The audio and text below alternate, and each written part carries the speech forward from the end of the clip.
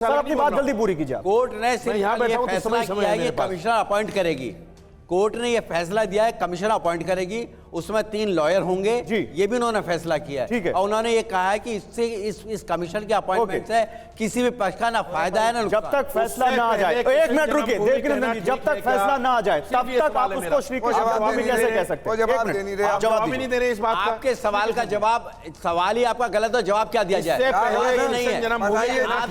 अभी फैसला नहीं हुआ, आप उसे कह रहे हैं कृष्ण आपके दोनों को कैसे मान लिया जाएगा? ये आपके भाई आप कोर्ट फैसला कर दे तब माना जाएगा। जैसे राम जन्मभूमि का कर दिया फैसला, आप इसको कैसे कह देंगे? अभी काशी और मथुरा को इसका फैसला कोर्ट में मैटर। अरे उस विवाद का नाम है श्री कृष्ण जन्मभूमि शाही ईदगाह विवाद, यही तो कह रहे हैं सब। वही कह रहे हैं कि वो अच्छा क्या लिखा है सर? एक मिनट मेहरुद्दीन अंग्रेज, एक मिनट वो उसके आगे क्वेश्चन मार्क लिखा है मेहरुद्दीन अंग्रेज, अगर आपको दिखाई पड़ता हो क्वेश्चन मार्क का सवाल क्या होता है?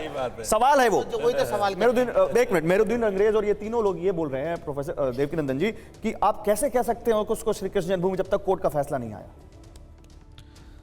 आपका जन्म जहां होगा उसको क्या कहेंगे? क्या कहेंगे? पूरी एक मिनट उनको बोलने दीजिए। काशी में नहीं हुआ, एक मिनट बोलने दीजिए। आप लोग बोलने नहीं देते, बीच में डिरेल कर रहे हैं आप बहस को। नहीं हाजिर खान, कई बार बोल चुके, कोई ऐतिहासिक तथ्य मैंने अरे हाजिर खान साहब आप रुक जाइए। हाजिर खान साहब तो बता दें, 5,500 साल पहले कृष्ण जी पैदा हुए, उनका आपको कैसे नॉलेज है कि वो पैदा हुए और कहाँ हुए, कौन से डॉक्यूमेंट्स है, वो आप बताएं इसको। अब कंप्लीट हो गया? हाँ जी हो गया। बीच में बोलेंगे? नहीं बोलेंगे। अब आप बोलिए। मैंने टीवी वालों आपके चैनल वालों को कहा था आज मत बुलाओ, मेरा गला खराब है। मुझे पता था यही करेंगे लोग, और इनके लिए मेरी आवाज़ थोड़ी सॉलिड चाहिए।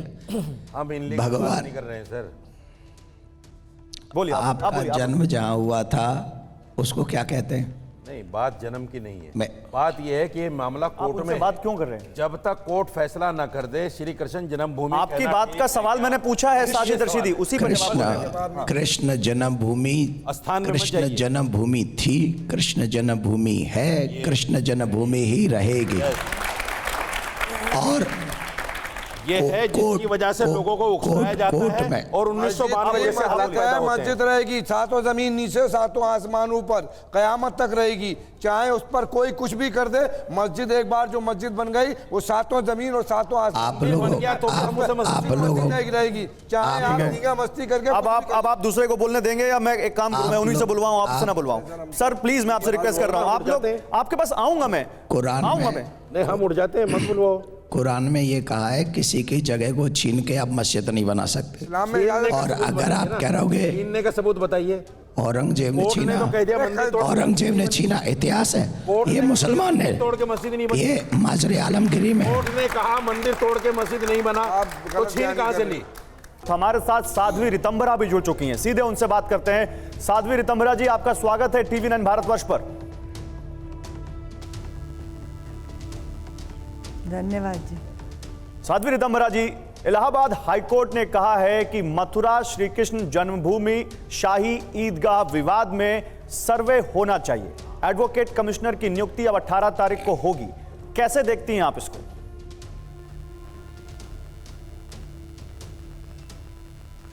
मैं इसको सत्य की जीत के रूप में देखती हूँ। हमारी आस्थाओं के, श्रद्धाओं के केंद्र पे हमने बहुत समय से पराभवी युग के प्रतीकों को झेला है, और अब न्याय के रास्ते पर हम खड़े हैं। दरवाजे खटखटाए थे और हमको ये अधिकार मिला कि सत्य और झूठ के बीच में निर्णय हो जाना चाहिए। और गौरव जी, आप जानते हो जब सूर्य का उदय होता है तो रात स्वतः विदा हो जाती है, क्योंकि सत्य जो है श्री कृष्ण जन्मभूमि का वो सूर्य की तरह प्रकाशित है। कुछ लोग आंख मूंद के उस सत्य को देखना नहीं चाहते, लेकिन अभी हमें बहुत प्रसन्नता है और आशा भी है कि सत्य की ही जीत है, फिर से रहेगी। रवि उदय पर रात ये खुद ही कहेगी, ऐ निशाचर मैं नहीं तो तू कहाँ है, किंतु घृत के वास्ते दधी तो बिलोना ही पड़ेगा। आप जानते हो कि किसी प्राप्ति उपलब्धि के लिए संघर्ष करना पड़ता है, और हम लोग न्याय के रास्ते पर हैं। न्याय की व्यवस्था पे हमें विश्वास है और सर्वेक्षण का ये जो निर्णय हुआ है ये निश्चित रूप से श्री कृष्ण जन्मभूमि के साथ जुड़े हुए कोटि कोटि अनंत अनंत लोगों के हृदय को बहुत प्रसन्नता दे रहा है। हम सब लोग बहुत प्रसन्न हैं। और आप जानते हो गौरव जी, सनातनी जगत जो है, हिंदू जगत जो है, वो कभी अनाधिकार चेष्टा नहीं करता। हम कभी किसी दूसरे के सीमा को लांघते नहीं हैं। लेकिन जब हमारी आस्था, श्रद्धा, हमारी ये जो भारत भूमि है, इसके सत्य को नकारने का प्रयास होता है, कुत्सित प्रयत्न होता है, तो बहुत पीड़ा होती है। लेकिन कल का जो निर्णय आया है उससे पूरे आस्थावान जगत में, सनातन के जगत में बहुत प्रसन्नता है। मैं आपको गौरव जी एक बात निवेदन करना चाहती हूँ आपके चैनल के माध्यम से कि कुछ सच है जो सबको स्वीकार करनी चाहिए। भारत भूमि पे जितने लोग हैं ये सब भारतवंशी हैं और भारतवंशियों का अपनी जड़ों से जुड़ना ही श्रेयस्कर है। लेकिन कुछ दुराग्रह है, कुछ गंदी भावनाएं हैं, कुछ राजनीति है, मुझे समझ नहीं आता क्या है।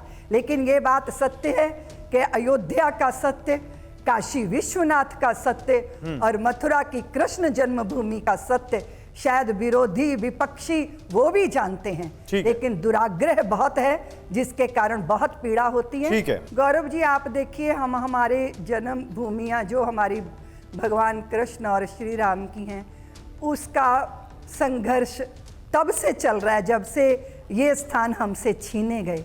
500 साल तक अयोध्या का संघर्ष चला है। क्या आप इसको राजनीति कहेंगे? ये आस्था के सवाल थे।